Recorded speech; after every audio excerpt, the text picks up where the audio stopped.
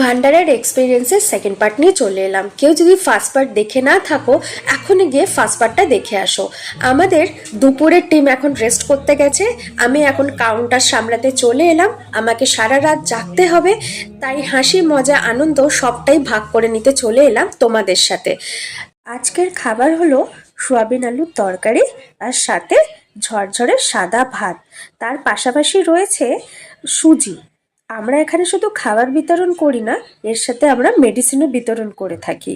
আমরা এইভাবেই ঘন্টার পর ঘন্টা দাঁড়িয়ে অপেক্ষা করছি ভক্তদের সেবা করার জন্য। আমি এইভাবে খাবার পরিবেশন করে দিচ্ছি, আর দাদারা সেই খাবার ভক্তদের মধ্যে বিতরণ করে দিচ্ছে। এইভাবে একটানা কাজ করা কিন্তু সহজ না।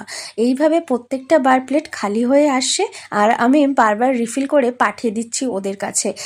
একটানা কাজ করতে করতে আমি পুরো হাঁপিয়ে গেছিলাম। আমি কেন, আমাদের গ্রুপের সবাই হাঁপিয়ে গেছিল। তাই আমি হাজবেন্ডকে বললাম, তুমি কিছুক্ষণ আমার কাজটা করো, আমি একটু রেস্ট করে নিই। কিন্তু এই পুচকি বায়না ধরলো তার সাথে একটু খেলতে হবে। তার সাথে খেলছি, আর বাইরে সবাই বোরিংনেস কাটানোর জন্য একটু নাচা, নিজেদের মধ্যে আনন্দ করতে শুরু করে দিয়েছে। ব্যাস, যেমনি ভাবা তেমনি কাজ, আমাকেও নিজেরা টেনে নিয়ে চলে এলো নাচানাচি করার জন্য। যাই হোক, একটু হাসি মজা করে নিলাম সবার সাথে। একটানা কাজ করা সত্যি মুখের কথা না। এই ভান্ডারাতে দাঁড়িয়ে আমি এখানে না আসলে বুঝতে পারতাম না, কিন্তু এই হাসি আনন্দের মাঝখানে কাজ করতে কিন্তু ভালোই লাগলো।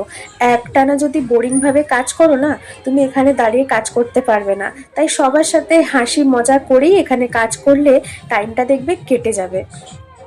এখানে কিন্তু কাউকে শিখিয়ে দিতে হয় না কখন কাকে কোন কাজটা করতে হবে। যে যখন যে কাজটা ফাঁকা পায় সে সেই কাজগুলো করতে থাকে।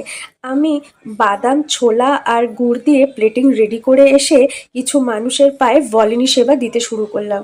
মানুষজনের পায়ে এত যন্ত্রণা শুরু হয়েছে যে একটু ভলিনি লাগিয়ে দিলে তাদের আরাম লাগছে।